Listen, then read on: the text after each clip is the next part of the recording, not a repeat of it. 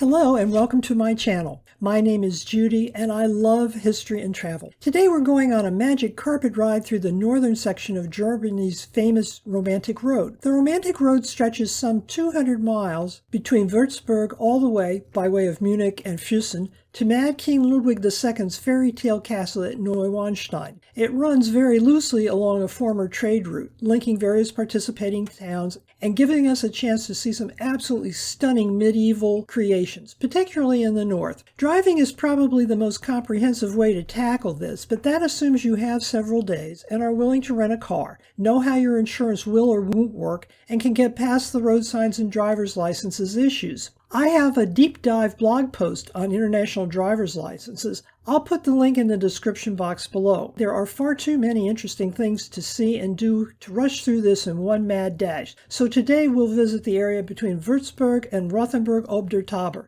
right here on the Armchair Traveler. But first, please remember to like and subscribe to the channel. This is a 20th century advertising idea. After World War II, Germany was desperate to rebuild its tourism industry and needed a gimmick. Many of the most touristic sites in Bavaria were badly damaged, if not completely obliterated, but bits and pieces enough to rebuild remained. This idea emerged in 1950. It was a huge success from the very beginning. The first visitors were friends and families of the American soldiers stationed in large bases in Bavaria, but the idea of the trail from Wuerzburg to Füssen soon became wildly popular. Today you will find signposts and explanations not just in German and English, but even in Japanese. So today we're going to sit comfortably and visit the northern section virtually, as shown in this map, starting in Wuerzburg and finishing up in Rothenburg ob der Tauber. Let's take a look. This map shows you the wine-growing regions of Germany. Most German wines, you'll notice, are produced today in the southwest part of the country, generally rather close to France's eastern wine regions. The area shares soils and climate with its neighbor. Climate change has already affected what can be grown here, and I suspect will probably force the areas to shift over time. Winemaking has been a growing concern here since the 8th century, when the Würzburger Stein vineyard began producing wine. Stein, incidentally, means stone or rock. Growers planted their vines on the steep south-facing slope above the main river. The area might be a little cool compared to California's standards, but it does get plenty of rain year-round. The underlying limestone and the clay soils help compensate a little bit because they tend to hold the heat. Sylvaner grapes dominate in the area. They've benefited from rising temperatures, which means they are far more likely to be able to ripen before the first frost than they were, for example, in the 16th century. In the 17th century, the prince-bishops began encouraging more wine production. In 1644, the wine growers set out a strict quality classification system for Würzburg wines. More recently, the Mariensteiner grape variety, which is a cross between Riesling and Sylvaner, was created here in 1971. Today we're going to meet up with two tremendously influential artists in our visits. One who was forgotten for about 300 years and only rediscovered in 1822, and another, a superstar from the beginning who has always been known and lionized. The first of these was Tilman Riemenschneider, who lived from 1460 to 1531. He trained as a stone sculptor, a wood sculptor, and a painter, although as you'll find out in a minute, he didn't much like painting. He was a master of the Northern Renaissance and boasted several innovations under that workman's belt. His works are among the first and finest to challenge the then-current style of having idealized figures gazing heavenward. Riemenschneider, whose name means belt maker, showed us ordinary people and made their thoughts obvious from the expressions on their faces. Until his time, carved wood pieces depended as much on paint as on form and shape underneath. As a fairly inept Harriet homeowner myself, I promise you can cover up a lot of flaws with a couple coats of paint. The reason I suspect Riemenschneider didn't much like paint is because he was one of the first sculptors to abandon what's called polychromy, the application of color to sculpture, on at least some of his works, leaving his favorite material, limewood, still visible. Riemenschneider did more than sculpt. In 1521, he ventured into politics and became the mayor of Würzburg, which was to be his downfall. There was a revolt in 1525 called the Peasants' War. He supported the peasants.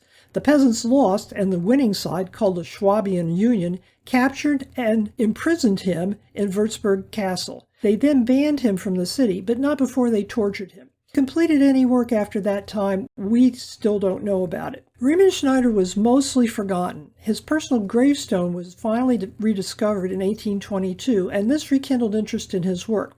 He acquired his true fame only posthumously. Researchers were scratching around for a reason why he and his work vanished from the public square. I think he could have survived having been captured and banned from the city. After all, Veit Stoss over in Nuremberg managed to get himself exiled from his hometown, and his artistic life didn't end.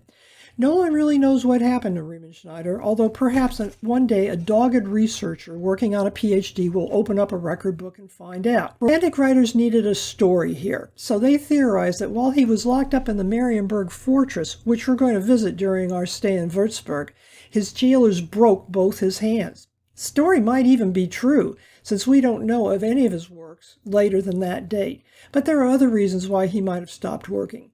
He only lived for about 5 years after the peasant revolt fiasco. He was already 65 years old for the time.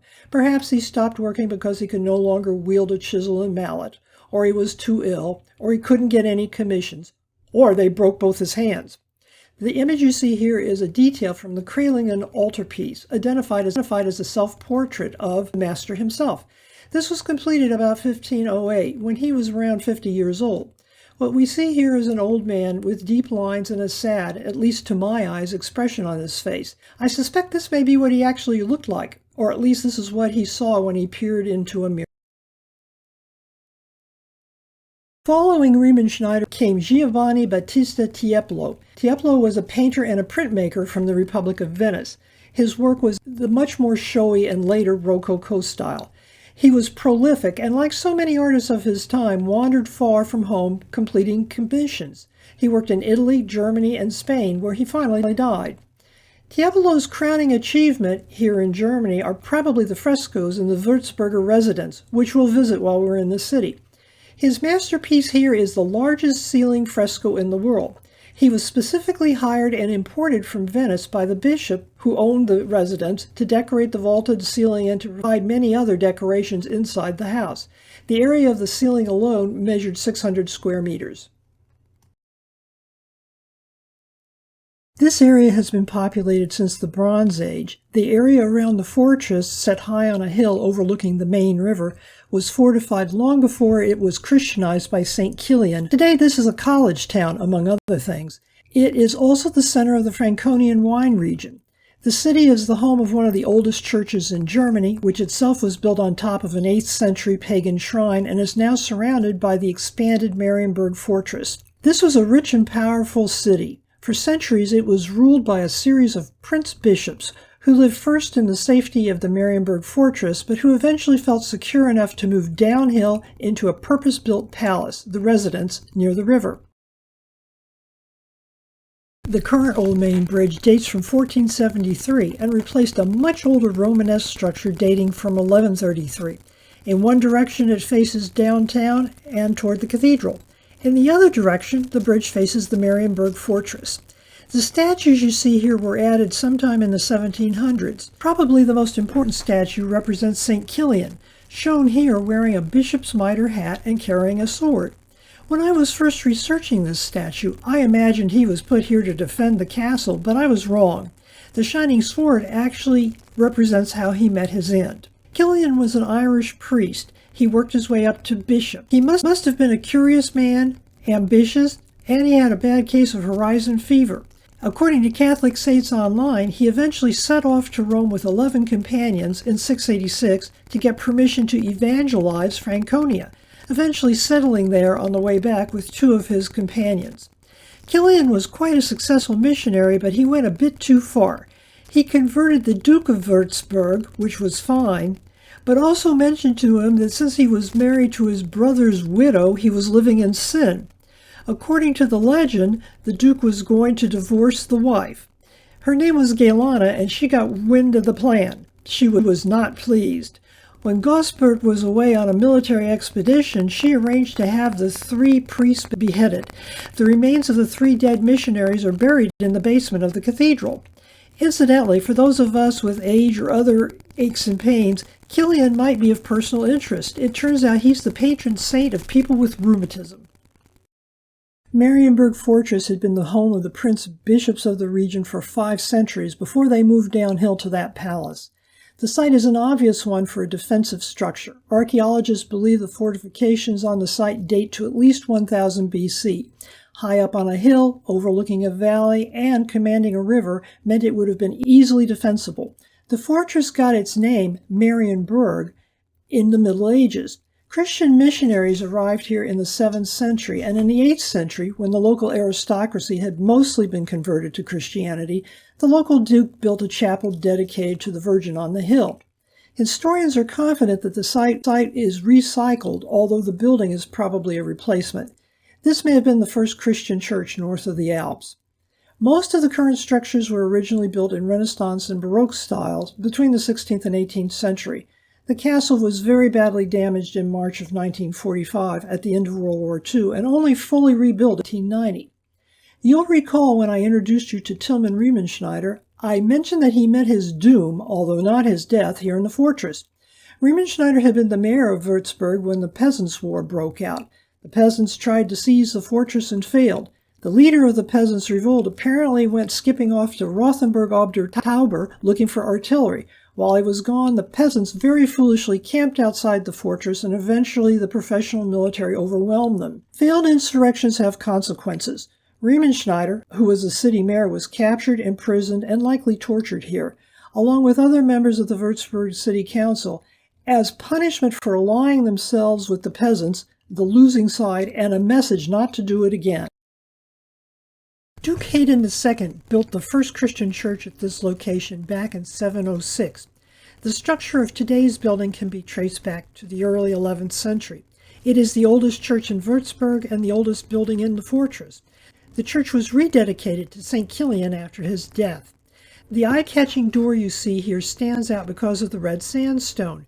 It displays figures of the apostles Peter and St. Paul, and above them the Annunciation, and finally the bishops Kilian and Burchard of Würzburg, and a Madonna. The design is still Renaissance style, but is already starting to creep into the Baroque. Würzburg Cathedral is one of the largest Romanesque churches in Germany and dates from the late 11th century. It's dedicated to St. Kilian, who lies in the crypt along with his 2 companions in the basement.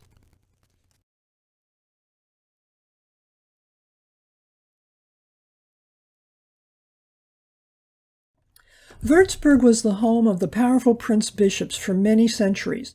A prince-bishop is a man who was both a church bishop and the civil ruler of some secular area, like a city. The prince-bishop lived in the Marienburg fortress up on that hill until the early 18th century. One of them, Johann Philipp Franz von Schönborn, and I apologize for my German, moved the court to a palace he had built in 1701, the predecessor of today's Residenz. However, the rather small palace did not, in his opinion, measure up to his position as an absolute monarch. He was looking for something comparable to the Palace of Versailles or maybe Schönbrunn Palace in Vienna. Thus, the Würzburg Residenz was commissioned and built. The Würzburg Residenz was built in its entirety, with short interruptions, almost within a single generation. The architects drew their inspiration from many different styles then current in Europe, blending them into an eye-popping form which finally gained the name of Würzburg Rococo. The Baroque residence and gardens are said to be among the finest in Europe, although I suspect there are some disputes about that. This was no modest home appropriate to a priest. It was built to show the power of a king. The palace is actually famous not just for its size and the luxury of its decorations, but for a huge staircase. Above that staircase is an enormous fresco painting by Giovanni Tiepolo, who we met earlier, and his son. The topic was the heavens and the 4 corners of the world, and in just the tiny section shown here, you can see how the artist visualized America, complete with an Indian with a feathered headdress. Weikersheim Palace was the medieval seat and later a Renaissance residence of the princely house of Hohenlohes. It sits in a valley, as you can see in this photograph, and was clearly never meant as a defensive structure. The aerial view shows the extensive gardens that accompanied the estate. The palace remained in the hands of the Hohenlohe family until 1963. Weikersheim Palace is chock full of things demanding my camera's attention, but unfortunately photography is banned during normal opening hours, and I try to respect those restrictions. The highlight of the building might be the Rittersall, the Knights' Hall, that dates from 1600. The vast paneled ceiling with those colorful hunting scenes is actually quite famous. The room is immense. It's over 125 feet long, and you'll notice there are no supporting pillars in the center. The entire ceiling is suspended from wooden roof trusses. Although there is a lot to see here, I think the Weikersheim elephant might be the highlight. Since hunting scenes are the overall theme in the hall, it makes sense that this enormous beast would be included, even though I imagine the artist never came closer to one than perhaps a drawing, and more likely just a description. We know from records that the ceiling panels were completed around 1602 by a local artist, although I haven't discovered who was responsible for the elephant. One thing seems certain. Even though the Baroque artists wandered far, and although elephants were known to have been imported as far north as Scotland in this era, this artist had probably never observed one in real life. Crelingen is a very pretty small town, best known for the Hergottskirche outside of the city. It contains a masterwork of late Gothic sculpture by Tilman Riemenschneider called the Marian altar. The church was a pilgrimage chapel, established following the reported discovery of an undamaged communion wafer by a peasant plowing his fields in 1384. The wafer was thought to be the cause of miracles, so the local people flocked to the site. The local lords had a Gothic chapel built here in 1386. At the peak of the pilgrimages, around 1500, a number of other altars were ordered that remain in the church to this day. The most famous of these was by Tilman Riemenschneider and was built on the spot where the wafer supposedly had been found. Riemenschneider carved his glorious figures from linden wood, but he made the frames out of much harder pine. The bottom of the altar has a niche with 3 sets of figures. On the right-hand side, you can see the sculptor himself, probably at age 50. Although the Reformation reached the area in 1530, its generally destructive iconoclasm spared the local church. The parishioners did not destroy the altar. Perhaps they were art lovers. Perhaps their faith was strong enough that they didn't think it was necessary. In any event, they just closed the wings and kept them closed until 1832, covering up the Assumption of Mary. By that time, Riemenschneider had been rediscovered by history and was famous enough to be seen in public. The name Rothenburg ob der Tauber means, in German, the red fortress above the Tauber. I have seen many suggestions that you pay very careful attention when you order train or bus tickets because there's more than one Rothenburg in Germany. The city overlooks the Tauber River. The town, which is mostly devoted to servicing the tourist trade these days, sits about halfway between Frankfurt and Munich. It is undoubtedly the most visited stop on our tour, and every guide I've consulted says it's worth the effort, but best enjoyed in the form of an overnight stay. The medieval town center, surrounded by a 14th century wall, and the fort are the main draws. Plonline is a small square located at the entrance to the hospital quarter. The biggest hook here is the large tilted residential building. As you can see from the photograph, which must have been taken just about dawn on a Sunday morning when all the normal crowds were still asleep, it is extremely picturesque. These are said to be the most complete medieval city walls in present-day Germany. They have 42 towers and are roofed over. The form here is a composite of stone and woodwork. They date back to 1142. The walls were built to protect a then-young trading center and a royal castle. This photo shows a very small section of the town wall and the Klingerturm, a defensive tower. Rothenburg, however, has more history than just those walls. It has been heavily promoted as a tourist town since before World War II. The Nazis showcased it starting in 1933 as an idealized Aryan town filled with people adhering to Nazi ideology.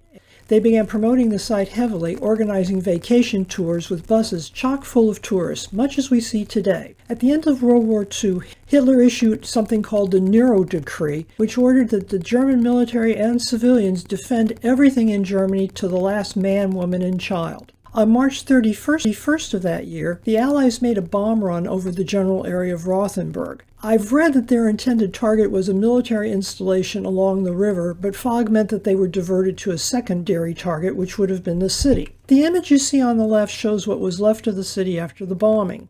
The damage was significant, but could have been much worse. American military elected not to turn artillery on the city, which would have destroyed it completely. Even so, some 2,000 feet of the wall, along with 9 watchtowers, 6 public buildings, and 306 homes were destroyed.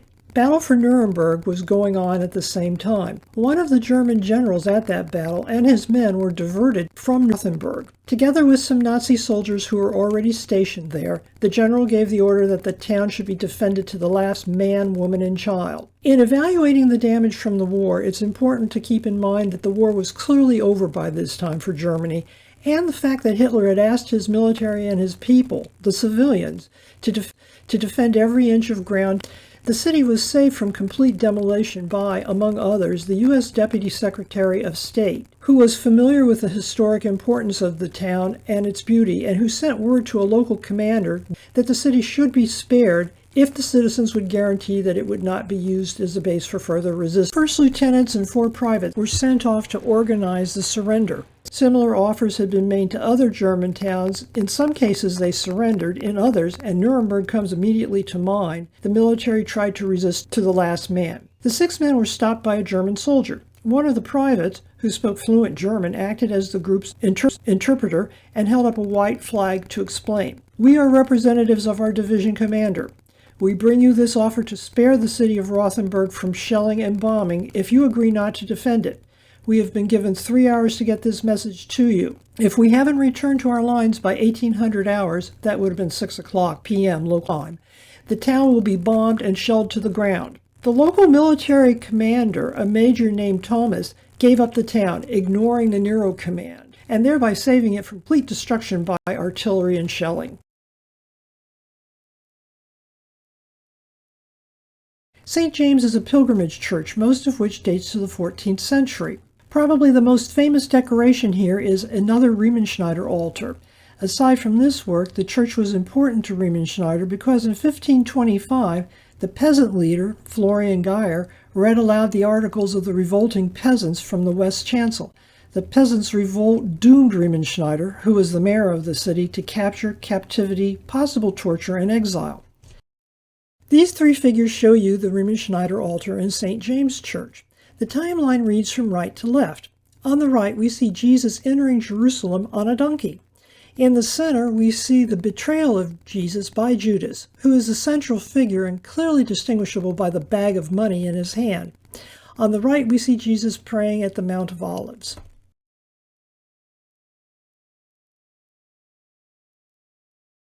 I think it's time for us to enjoy some refreshment and have selected Schneeballen, or snowballs, as our delicious delight today. These artery cloggers are deep-fat fried pastry, similar to what you might find in a proper quiche. Although my photo shows several varieties, the original was just a pastry with a dusting of confectioner's sugar. The dish has been around for at least 400 years, although initially it was only served on special occasions. Well, for us, today is a special occasion. Thank you for visiting the romantic road with me. Come back next week to see more here on The Armchair Traveler.